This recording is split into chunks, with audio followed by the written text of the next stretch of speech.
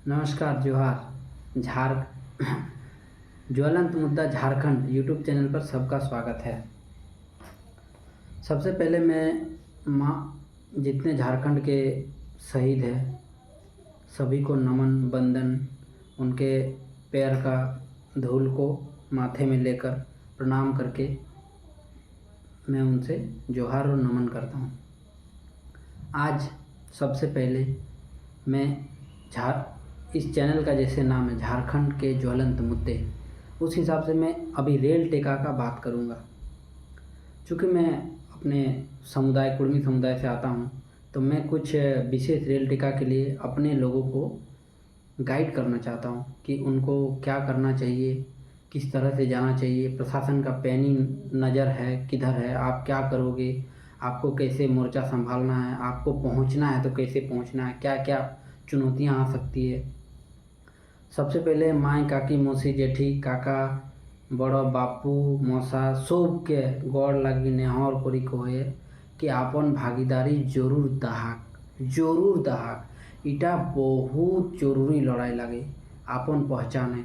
आज यदि तोरानी ना लड़ले आज तो तोरानी याद रखा कि कोनो ना कोनो पीढ़ी के बलिदान दिए हेते, कोनो उपाय नहीं के, ओकर पास दूसरा कोनो रास्ता नहीं के। चूँकि झारखंड है हमरा लोग राज्य के अलग करे जिनने बहुत शहीद है, बहुत लोगों ने अपनी कुर्बानियाँ दी, लेकिन उनको क्या मिला?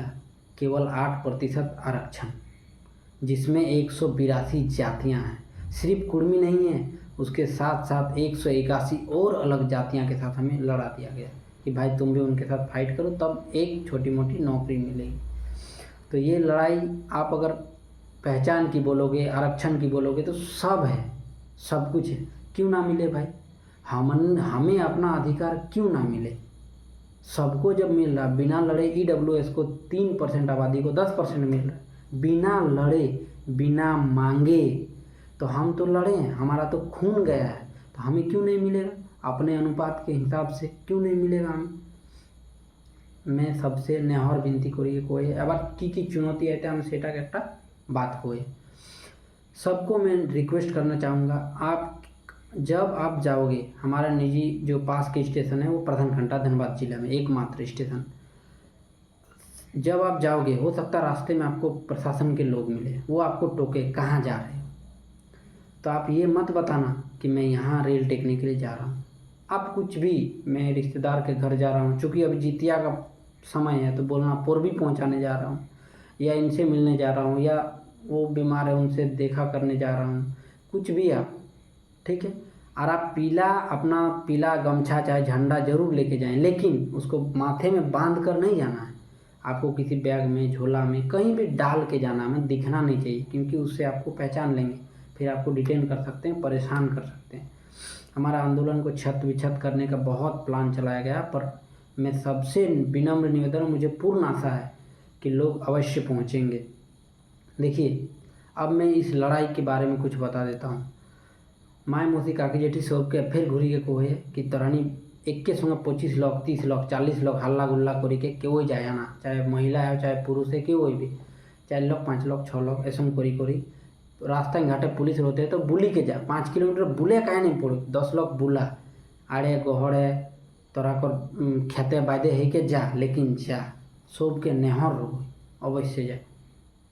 दूसरा लड़ाई तक बात करो, ये लड़ाई आज की नहीं है, और हमारे पास बाय डॉक्यूमेंट हमारे पास उचित दस्तावेज है, जिस दस्तावेज के आधार पर पहली बार बंगाल में ये जांच हुआ कि आखिर कास्ट कौन है और ट्राइब कौन है।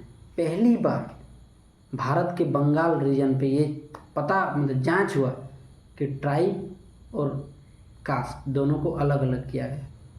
किसने किया? H.H. रिजले साहब ने। कब? 1885 से 1891 के मध्य, ठीक है।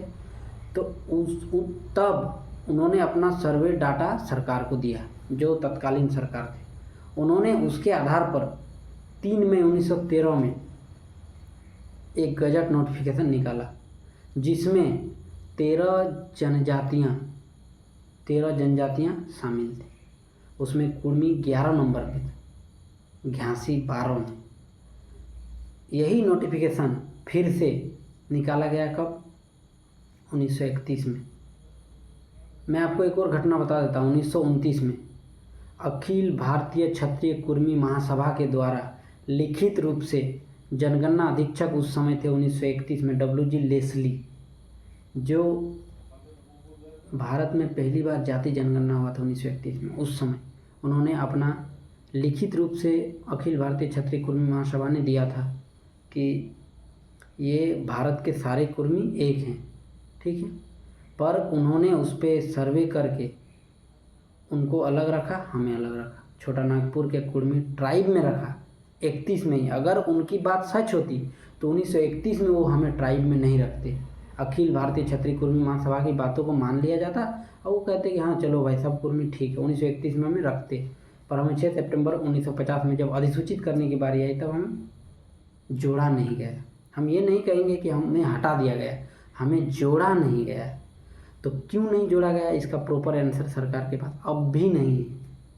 और याद रखें, आपके 1913 नोटिफिकेशन के आधार पर आप भारतीय उत्तराधिकार अधिनियम इंडियन सक्सेशन एक्ट 1865 से अब भी बाहर हैं। और उसमें वही बाहर रहता है जिनकी अपनी रूढ़िवादी परंपरा होती है। रूढ़िवादी परंपरा मतलब वो सरकार के बनाए हुए कानून से नहीं चलते हैं, उनकी अपनी पुरखों की दी हुई परंपरा होती है। जैसे इसका एक उदाहरण बता देता हूँ। हम लोग भोक्ता पर्व करते हैं जिसमें कांटा छिड़ाता है। एक समय था अंग्रेज सरकार, क्योंकि आपको कानून आपको इजाज़त नहीं देता है कि आप खुद को भी नुकसान पहुँचाएं, इसीलिए सुसाइड करना ये भी एक तरह का जुर्म है। इसीलिए कानून आपको कभी इजाज़त नहीं देती है कि आप सुसाइड करें। आप एक बूंद खून भी निकाल के फेंके, ये भी इजाज़त नहीं देते। अंग्रेज सरकार ने ये जो हमारा त्यौहार था भोक्ता, इसको बंद करने का कोशिश किया था, पर हमारे लोगों ने नहीं माना। क्योंकि उनको लगता था कि इतना नुकसान, इतना खून, यहाँ पे कांटा, वहाँ कहाँ कहाँ कांटा रहता आप तो देखें ही हैं। लेकिन हमारे लोगों ने नहीं माना। इसी को रूढ़िवादी परंपरा कहते हैं कि हम सरकार के नहीं, हमारे पुरखों से चला आ रहा है, उससे भले हमें नुकसान भी क्यों ना हो पर हम उसी को मानेंगे। इसी को बोलते हैं रूढ़िवादी परंपरा।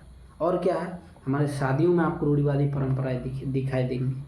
कैसे दिखाई देंगी?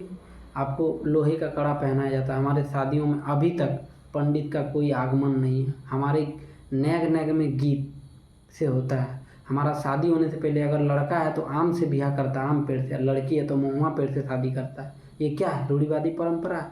एक प्राकृतिक कल्चर है जो आपके पास अलग है, अलग तरह का कल्चर है आपके पास, ठीक है। तो हम कहीं से इस सूची से बाहर हो नहीं सकते। हमारा बिल्कुल दस्तावेज है। आप इतना मानो कि हमारे पास प्रॉपर दस्तावेज है, हमें कोई रोक नहीं सकता, आज नहीं तो कल। लेकिन मैं सबसे रिक्वेस्ट करूँगा, आप आदिवासी सूची में तब आ सकते हैं ना जब आप खुद को आदिवासी मानिएगा। हमारे लोग पहले स्वयं को आदिवासी माने कि मैं आदिवासी हूँ।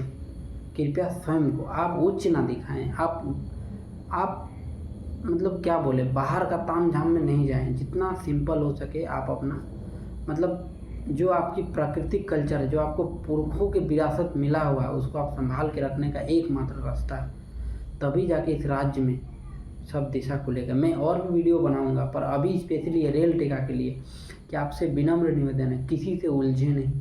कोई दो शब्द बोले, आपको तर्क वितर्क करना नहीं है। अगर आदिवासी भाई बहन मिले वो भी तर्क करे, आपको किसी चीज़ का जवाब देना नहीं है। आपका जीत तब सुनिश्चित होगा जब आप भारी संख्या में, भारी मात्रा में इस रेल टेका आंदोलन को सफल करेंगे। बस अभी आपको मुंह से जवाब देना ही नहीं है, उसका भी समय आएगा।